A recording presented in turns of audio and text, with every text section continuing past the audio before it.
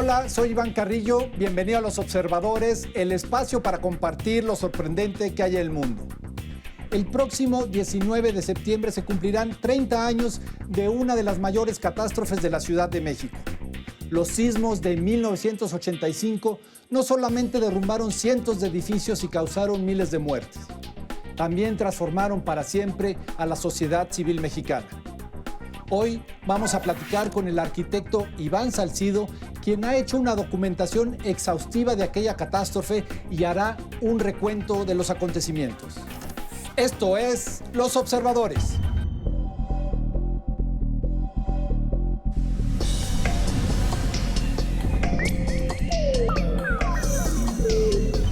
Iván, bienvenido a Observadores. Gracias, Iván. Un gusto estar aquí contigo. 19 de septiembre de 1985, 7:19 de la mañana. 7:19. Una hora que quienes tengamos memoria de entonces, hace casi 30 años, pues no podemos olvidar. Sabemos exactamente dónde estábamos, qué estábamos haciendo. En tu caso, ¿cuál es tu experiencia? ¿Qué recuerdas? Fíjate que yo esa mañana estaba con mis hermanos, estábamos en la casa, vivimos al sur de la ciudad. ¿Tenías algo así como Tenía 14 años? Ajá. Uh-huh. Sí, estaba en la secundaria, en el Revuelto. Sí, éramos compañeros de escuela. Compañeros de escuela. Uh-huh. Entonces estábamos en el desayuno, preparándonos para irnos, y fue cuando llegó el sismo. Fue un sismo que empezó como todos empiezan igual. Sí, empezó a oscilar la lámpara, empezamos a sentir algún mareo, y de repente nos dimos cuenta que estábamos en un gran desastre, porque nos salimos de la casa y veíamos la lámpara cómo daba vueltas, cómo se agitaba la cisterna. Yo sentía que iban a volar los ladrillos de la casa en cualquier momento. Y oíamos a lo lejos cómo los cables tocaban, sacaban chispas. Se oían cómo explotaban los transformadores. Y de repente todo se calmó y no vimos ningún daño. Entonces, como mucha gente en la ciudad, pues nos fuimos al trabajo, a la escuela, a retomar la vida, ¿no? Sin saber lo que realmente estaba ocurriendo en el centro de la ciudad. Y sin embargo, a ti esta experiencia terrible, como bien lo dices, todavía sin conocer el daño y el desastre que había causado, obviamente deja una marca especial, porque con el paso de los años regresas a ella en busca ya no de tu memoria y de tu miedo, sino de hacer un recuento de lo acontecido. Y sacas este primer libro que salió ya hace casi 5 años. Salió en 2010, 5 años ya de esta primera edición. 5 años conmemorando los 25 años de la peor catástrofe de esta ciudad, por lo menos de tiempos modernos, y luego ahora viene una reedición. Platícame qué hay en este libro. Es un libro muy grueso, con una documentación exhaustiva. Platícame qué mueve este libro, qué espíritu y qué contiene. Mira, este libro es una manera de organizar toda la información. Yo siempre me quedé con el gusanito de saber más por qué temblaba, por qué había ocurrido ese desastre. Yo estudié arquitectura, me gustan los edificios, entonces yo era muy observador y ver cómo cambió la ciudad a raíz del terremoto, cuántos cascarones se quedaron durante años ahí abandonados. Bueno, siguen algunos todavía. Y algunos siguen todavía. Ajá. Y bueno, ese cambio me interesó mucho. Pero yo leía muchos libros sobre el tema y toda la información viene revuelta. Entonces no acababa yo de encontrar lo que yo estaba buscando. Yo lo que hice fue enderezar toda la información que ya estaba a la mano, pero acomodarla. Entonces yo lo que hago en este libro es trabajar sitio por sitio. Hice un censo, dije a ver cuáles fueron los edificios más afectados, dónde vinieron las historias más espectaculares, y cada una de esas historias volverla un capítulo. Entonces podemos hablar que uno de los capítulos de los consentidos de este libro, digamos que es el multifamiliar Juárez. Entonces yo te platico cómo surgió el multifamiliar Juárez, quién lo construyó, en qué lugar. Hay fotos de cómo fue el proceso. O sea, ahí siguen los edificios que se mantuvieron en pie. Siguen los chiquitos, sí, los que no demolieron, los grandes todos los derrumbaron. Y bueno, ahí te enseño la obra de Carlos Mérida, que hizo unos murales muy interesantes en los edificios. Platícame un poco, dices, hablo zona por zona, y precisamente los multifamiliares Juárez fueron emblemáticos en ese momento, porque además escondían otras historias. Platícame un poco de este capítulo. ¿Qué encontramos ahí de emocionante? Yo leí algunas anécdotas. Mira, la forma en que se cayó ese multifamiliar fue porque realmente los edificios, algunos edificios de ese multifamiliar estaban sobre la calle de Orizaba. Orizaba pasaba por debajo de ellos, algo muy raro, ¿no? Que yo creo que también afectó la estabilidad de esos edificios. Entonces yo me acuerdo que pasabas en la calle y pasabas debajo y veías los edificios para arriba. Uno de esos fue el que se cayó, y uno que estaba en un costado, que era el más grande, era el edificio A. Parte de ese edificio también se derrumbó. Pero esos multifamiliares en alguna época eran símbolos de la modernidad, ¿no? Construidos por Mario Pani, donde él lo que proponía es que juntáramos a mucha gente en un terreno donde hubiera varios edificios altos y hubiera áreas verdes muy generosas. Y aún así hubiera mucha gente viviendo en un terreno relativamente chico, ¿no? Entonces después se vio que ese sistema pues, no funcionaba, ¿no? Entonces caen los multifamiliares y hay muchas historias de sobrevivencia en ese lugar, ¿no? Leí una en particular del jefe de los Boy Scouts que sí, era un poco de una historia fantasma donde se continuaba oyendo el silbato después del rescate. Sí, es la historia de Lalo y su silbato, que es una maravilla, de cómo un grupo de Boy Scouts enfrentan la tragedia. Uno de sus, el jefe de su... El líder de su grupo queda atrapado y él se comunica con ellos a través de un silbato, ¿no? Pero ese silbato, a pesar de que él lo encuentran muerto, se sigue oyendo después. Lo que, deja ver parte de todo este mito y todas estas historias que surgen con un evento de estas magnitudes. ¿Qué más? Hay mucha de la información que se manejó en su momento, pues era ridícula, ¿no? Desde la cifra de 5 a 6,000 muertos, algo que quienes lo pudimos ver, por más jóvenes que éramos, era pues impensable. Entonces, ¿cuáles fueron, de esta documentación exhaustiva, cuáles fueron algunos de tus hallazgos más reveladores?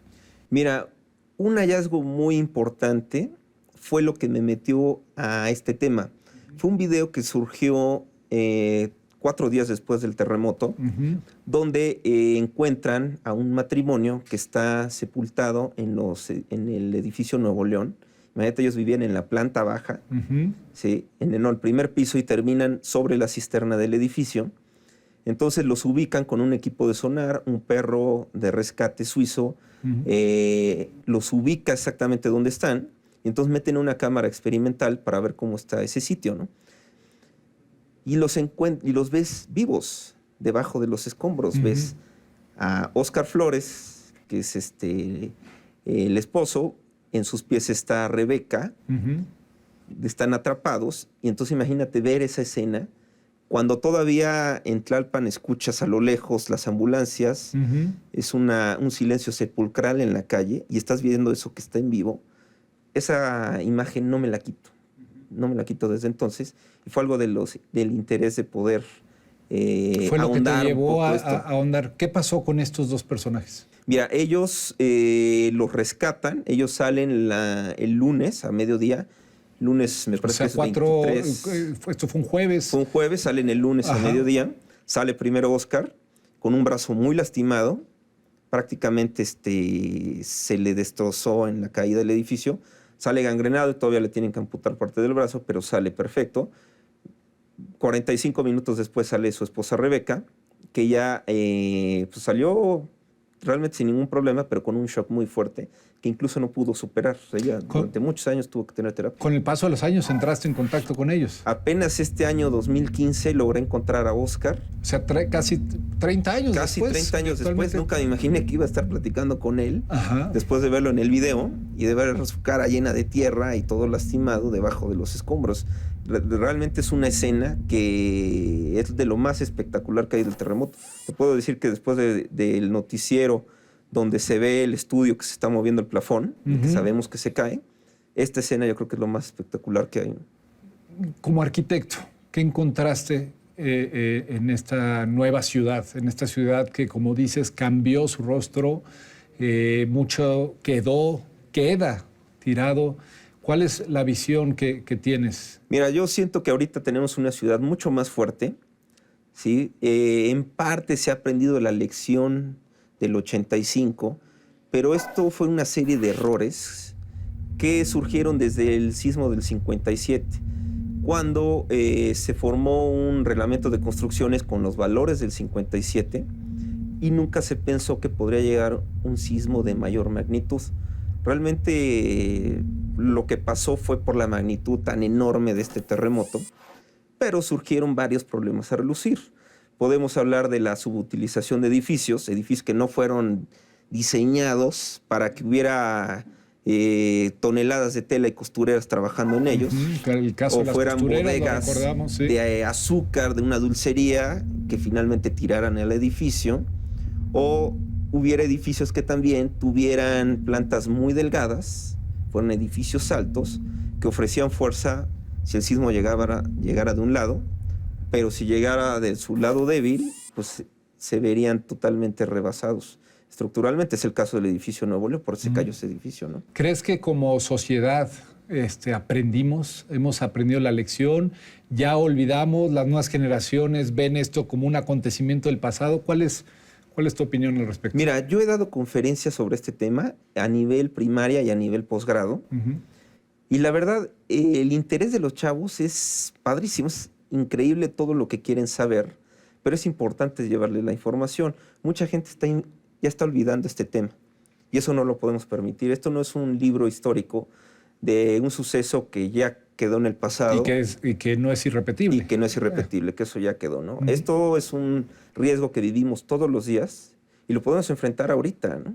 Y sabemos que hay una brecha en Guerrero que no ha soltado su energía, entonces de ahí viene un riesgo importante.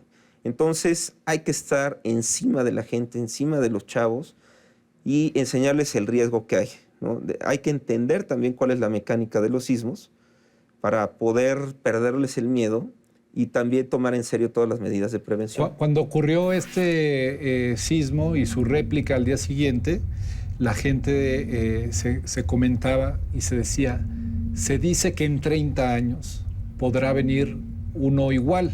Estamos cumpliendo 30 años. ¿Qué dicen hoy los sismólogos, los científicos, los ingenieros con respecto a esto?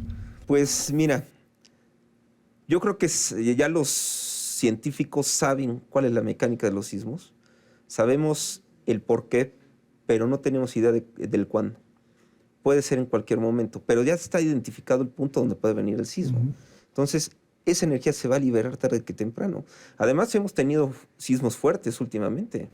Sí, recientemente. El año pasado hubo uno muy fuerte, el que fue el Viernes Santo, que realmente inició también una serie de sismos, porque no fue el único. Hubo otros sismos en mayo, ¿no? Que la verdad pusieron a prueba la ciudad, no hubo ninguna desgracia, la ciudad aguantó bien, pero bueno, fue un sismo de esa magnitud. ¿Qué va a pasar cuando venga un sismo de una mayor magnitud, incluso que la del 85, que puede venir de esa zona? Una pregunta Guerrero, ¿no? clave, ¿qué va a pasar cuando venga? Sí. Y además tú en este ejercicio de memoria, ahorita reeditas el libro. Conmemoró los 25 años y viene la edición obligada, me parece, de los 30 años. ¿Qué viene en esa edición? Mira, en ese libro ahondo más en las causas que generaron la destrucción en la ciudad. Sí, aparte de la magnitud, hubo otras cosas que platicamos ahorita ya un poco, pero ahondo un poco más, sobre todo en casos como el edificio Nuevo León, revelando un poco los estudios, donde el gobierno ya sabía que ese edificio tenía problemas, y sin embargo no llegaron a ayudar en el momento adecuado. El sismo les ganó. Entonces vamos a conocer algunas grietas estructurales, pero de la sociedad. De la sociedad edificio también, ¿no? Hay muchos edificios que era increíble, que eran nuevos, eran edificios que tenían hasta 5 o 6 años construidos, torres modernas, que se fueron al suelo. Bueno, los mismos edificios Juárez a los que te referías anteriormente. Fíjate, los Juárez fueron edificios construidos en la década de los 50, pero hay un caso, digamos, el edificio de Tehuantepec, eran 2 torres que estaban a una cuadra del centro médico, se cayeron completitas y se murió ahí el 90% de los inquilinos, imagínate. Y eran edificios que tenían 6 años de construidos. Pues a mí, Iván, me parece importantísimo lo que haces tú, lo que hace este arquitecto apasionado y quizá obsesionado en un evento catastrófico de esta ciudad, en documentarlo, en encontrar sus causas, sus motivaciones, su lado humano, lo recopila en este libro, en otro que está por salir y que sobre todo nos recuerda como sociedad nuestra vulnerabilidad y nuestra capacidad para prevenir, para mantenernos unidos en estos tiempos. Yo creo que el rescate de la memoria es fundamental del trabajo que hoy nos vino a platicar Iván.